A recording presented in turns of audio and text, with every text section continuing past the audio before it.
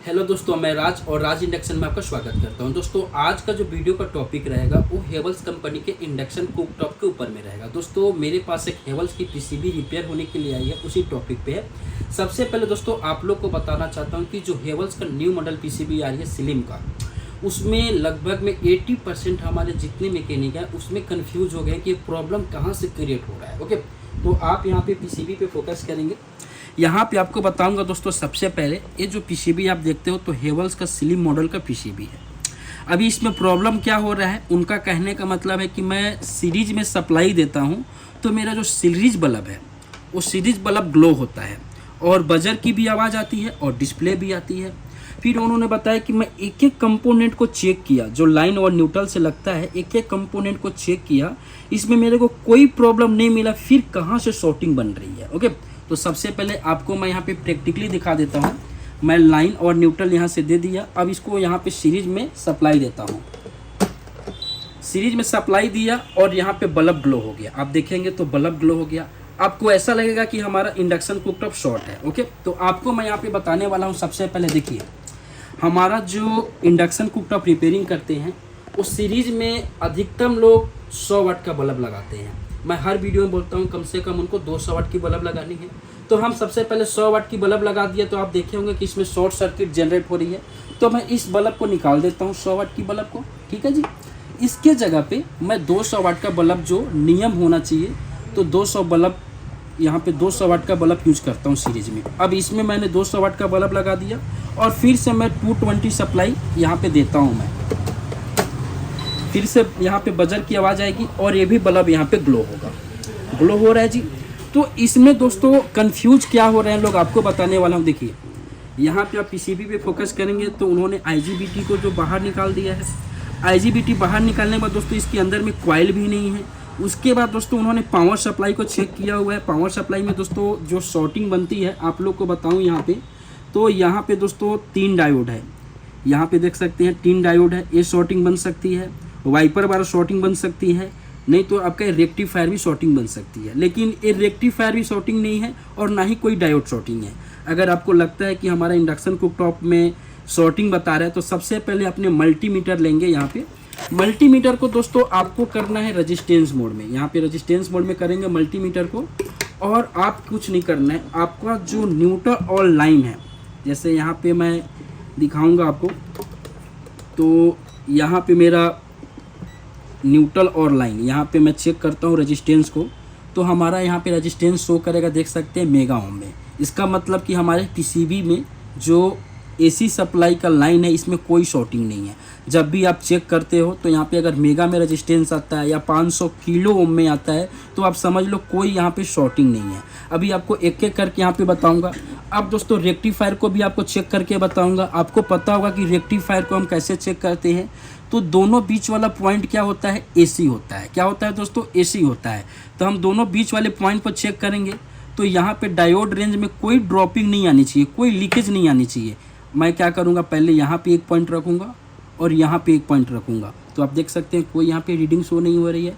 अब मल्टीमीटर को प्रोब को आपको चेंज करना है, यहाँ पे एक पॉइंट को रखना है और यहाँ पे एक रखना है, तो यहाँ पे भी कोई रीडिंग नहीं आ रही है, कोई ड्रॉपिंग नहीं आ रही। इसका मतलब क्या है दोस्तों, आपका जो रेक्टिफायर है, यहाँ पे रेक्टिफायर ब्रिज है, ये सही है। उसके बाद में दोस्तों फिर ऐसा कन्फ्यूजन क्या हो जा रहा है, तो आप लोग को मैं बताऊँगा। देखिए, बहुत सारे इंडक्शन कुकटॉप आप देखते होंगे। जैसे क्या होता है मैं आपको बताऊं, यहाँ पे जैसे ये वाला इंडक्शन कुकटॉप देखते हो, यहाँ पे दोस्तों न्यूट्रल और लाइन में जो फिल्टर यहाँ पे कैपेसिटर लगता है, कैपेसिटर जो स्पाइक वोल्टेज आ गया या दोस्तों कभी झटके से वोल्टेज आ गया, इसको क्या करता है दोस्तों, रोकने का काम करता है, स्पाइक वोल्टेज को अपने अंदर स्टोर करने का काम करता है। उसके लिए यहाँ पे समझ लो लाइन फिल्टर लगाते हैं। ओके, तो सबसे पहले दोस्तों ये आपका लगता है, हमेशा आपको यहाँ पे बताऊँ तो ये देखिए, ये आपका समझ लीजिए यहाँ से हमारा लाइन जाता है, फिर बीच में एक फ्यूज लगता है, फिर दोस्तों बीच में एक बीडीआर भी लगता है, और यहाँ से हमारा न्यूट्रल जाएगा, और उसके बाद दोस्तों एक बीडीआर लगने के बाद में एक कैपेसिटर लगता है। ठीक है जी, यहाँ पे एक कैपेसिटर दोस्तों अधिकतम इंडक्शन कुकटॉप में आप यहाँ पे देखेंगे तो अधिकतम क्या होता है, यहाँ पे जो लगा रहता है, आप फोकस करेंगे तो 2 माइक्रोफैराडे का, कितने का, 2 माइक्रोफैराडे का लगता है। यहाँ पे 2 माइक्रोफैराडे का 275 वोल्ट AC लगता है। ठीक है जी, 275 वोल्ट AC लगता है। और दोस्तों बहुत सारे इंडक्शन कुकटॉप में यहाँ पे आप देखेंगे इसमें दोस्तों लगता है 0.1 माइक्रोफैराडे का। कितने का दोस्तों? यहाँ पे 0.1 MFD माइक्रोफैराडे। इसमें भी दोस्तों 275 वोल्ट AC होता है। ओके, यहाँ से 275 वोल्ट AC होता है। ठीक है जी, ये दोनों कैपेसिटर लगता है।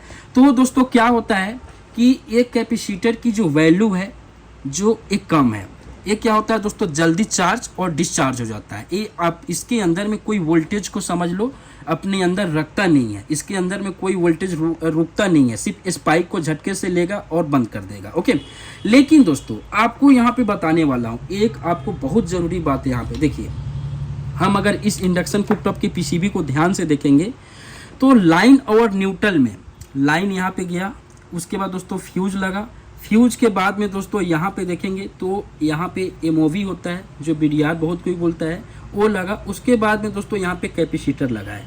कैपेसिटर की अगर अब बात करेंगे यहाँ पे तो थोड़ा सा मैं इधर से आपको सीधा मिलेगा। देखिए यहाँ पे क्या लिखा हुआ है, 7 माइक्रोफैराडे। कितने दोस्तों? 7 माइक्रोफैराडे। अभी दोस्तों यहाँ पे 7 माइक्रोफैराडे का कैपेसिटर यहाँ पे लगा देते हैं। ओके, कितने वोल्ट में? 275 वोल्ट में ये भी होगा, तो यहाँ पे 275 वोल्ट में। तो क्या दोस्तों इस अगर मैं लाइन और न्यूट्रल इसको दूंगा तो वोल्टेज को स्टोर करेगा। क्यों? क्योंकि इसकी MFD ज़्यादा है। आपको पता होगा, आपको मैं प्रैक्टिकल भी करके दिखाऊंगा। जितना कम MFD का कैपेसिटर हो वो जल्दी चार्ज और डिस्चार्ज होता है, जितना ज़्यादा MFD का कैपेसिटर हो वो चार्ज होता है लेकिन उसके अंदर में वोल्टेज को स्टोर कर लेता है और धीरे धीरे डिस्चार्ज होता है। अगर आप उसको डिस्चार्ज रेजिस्टेंस नहीं लगाएंगे तो दोस्तों उसके अंदर में वोल्टेज रहेंगे ही, लेकिन वो धीरे धीरे डिस्चार्ज होगा। ओके, तो सबसे पहले दोस्तों आपको मैं बताऊं कि इस इंडक्शन कुकटॉप में अभी आप यहाँ पे फोकस कर रहे हैं ना, इस इंडक्शन कुकटॉप में कोई सा भी प्रॉब्लम नहीं है। इसमें ओनली फॉर जो प्रॉब्लम है यहाँ पे कैपेसिटर दोस्तों क्या है कि MFD ज़्यादा है तो वोल्टेज को स्टोर कर ले रहा है और लोड बन जा रहा है। ओके, क्योंकि दोस्तों लोड बनेगा तो क्या होगा, आपका बल्ब ग्लो होगा। क्योंकि दोस्तों 7 MFD का कैपेसिटर है और आपने यहाँ पे 200 वाट का सीरीज में बल्ब लगाया हुआ है। अगर यहाँ पे दोस्तों वहीं 400 वाट का सीरीज में बल्ब लगाओगे तो यहाँ पे आपका बल्ब ग्लो नहीं होगा। ओके, तो हम आपको प्रैक्टिकली कैसे करके दिखाऊँ। सबसे पहले आपको मैं आपका जो डर है उसको मैं दूर कर देता हूँ। देखिए यहाँ पे आपका डर को दूर करूँगा मैं कैसे। यहाँ पे मैं लाइन दे दिया, न्यूट्रल दे दिया। अभी ये वाला सीरीज काम करेगा, डायरेक्ट करना है। ठीक है, ये 200 वाट का बल्ब है। पहले भी अभी भी आपको दिखा देता हूँ, आप देख सकते हैं बजर की आवाज़ आई, ये बल्ब ग्लो होना हो गया। ठीक है जी, लेकिन दोस्तों मैं इसको डायरेक्ट करता हूँ। अभी मेरा देख सकते हैं कि ये भी सीरीज है, ये वाला बल्ब ग्लो होगा। ये देखिए हो रहा है। अब इसको डायरेक्ट करूँगा तो यहाँ पे कोई शॉर्ट सर्किट नहीं होगा। कंफर्म है, कोई शॉर्ट सर्किट नहीं होगा। यहाँ पे डायरेक्ट कर दिया, इसका डिस्प्ले रहता है और पूरा वर्किंग करके आपको बता देता, क्योंकि ये कैपेसिटर दोस्तों चार्ज हो गया। ओके, कैपेसिटर चार्ज हो गया। अब चार्ज होने के बाद क्या हो रहा था कि सीरीज बल्ब ग्लो हो जा रहा था, क्योंकि ये 200 वाट का बल्ब है और कैपेसिटर की लोड की क्षमता इससे ज़्यादा है, इसके नाम से। अभी मैं क्या करता हूँ, सबसे पहले यहाँ पे इस कैपेसिटर को निकाल देता हूँ बाहर। अगर इस कैपेसिटर को निकाल देता हूँ, देखिए दोस्तों आप जब भी काम करेंगे तो इसमें थोड़ा सावधानी आपको बरतनी पड़ेगी, क्योंकि इसमें जो कैपेसिटर लगा हुआ है तो लाइन और न्यूट्रल देंगे तो पहले इसको डिस्चार्ज करने की कोशिश करेंगे। ओके, नहीं तो दोस्तों आपका जो शॉक है शॉक लगेगा। इसके नाम से दोस्तों थोड़ा सावधानी से काम करेंगे। और इसको मैं बाहर निकाल देता हूँ। अब इसको बाहर निकालने के बाद में दोस्तों इसको पहले मैं डिस्चार्ज कर लेता हूँ। हो सकता है कहीं चार्ज हो तो एक बार डिस्चार्ज कर लेते हैं। ये देख सकते हैं ऑलरेडी डिस्चार्ज हो चुका है। फिर से मैं इसको एक बार सप्लाई देता हूं दोस्तों इसमें, और सप्लाई देने के बाद दोस्तों देखेंगे कि चार्ज कैसे हो जाता है। ओके, यहाँ से सप्लाई दे दिया। सप्लाई देते साथ ही दोस्तों आप देख सकते हैं बल्ब ग्लो हो रहा है। यानी समझ लो जो भी लोड है इसी का लोड है। किसका लोड है दोस्तों? इसका लोड है। इसके नाम से हमारा बल्ब ग्लो हो जा रहा था। अब ये दोस्तों चार्ज हो गया होगा। इसको मैं डिस्चार्ज कर लेता हूँ। ये देख सकते हैं मैं सीरीज में इसको चार्ज किया हूँ। अगर मैं इसको डायरेक्ट चार्ज करता तो और ज़्यादा यहाँ पे दोस्तों स्पार्किंग होती। तो सबसे पहले दोस्तों यहाँ पे जो कैपेसिटर लगाया हुआ है इस 7 MFD का है। अब दोस्तों इस PCB में लगाने के बाद डिस्चार्ज कैसे हो जा रहा है आप यहाँ पे फोकस करेंगे। देखिए यहाँ पे हमारा रेक्टिफायर है यहाँ पे AC आता है, फिर DC बन जा रहा है, यहाँ पे हमारा पॉजिटिव हो जा रहा है और हमारा यहाँ पे निगेटिव हो रहा है। निगेटिव में दोस्तों देखेंगे तो सबसे पहले मैं यहाँ पे आपको बता देता हूँ कैसे हो जा रहा है। आपको यहाँ पे डिस्चार्ज आपको यहाँ पे बताऊँगा। यहाँ पे जैसे हमारा पॉजिटिव हो गया और यहाँ पे निगेटिव हो गया, ये दोनों बीच वाला हमारा AC वोल्टेज हो गया, ठीक है जी, ये दोनों बीच वाला AC वोल्ट हो गया। निगेटिव से दोस्तों रिवर्स में यहाँ पे दोस्तों डायोड लगा हुआ है, बैक टू बैक 2 डायोड लगा हुआ है।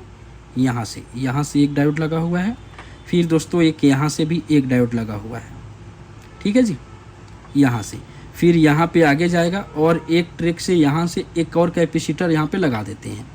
आप यहाँ पे फोकस करेंगे तो एक कैपेसिटर यहाँ पे लगा हुआ है दोस्तों, जिसकी वैल्यू है 0.1 MFD। ओके, तो दोस्तों इसके अंदर भी हमारा क्या होता है कि जो वोल्टेज यहाँ से जाते हैं पॉजिटिव, तो इसको डायरेक्ट मिला, कैपेसिटर चार्ज करना है तो दोस्तों कैपेसिटर चार्ज करना है तो पॉजिटिव मिला, तो निगेटिव भी मिलेगा तभी चार्ज होगा।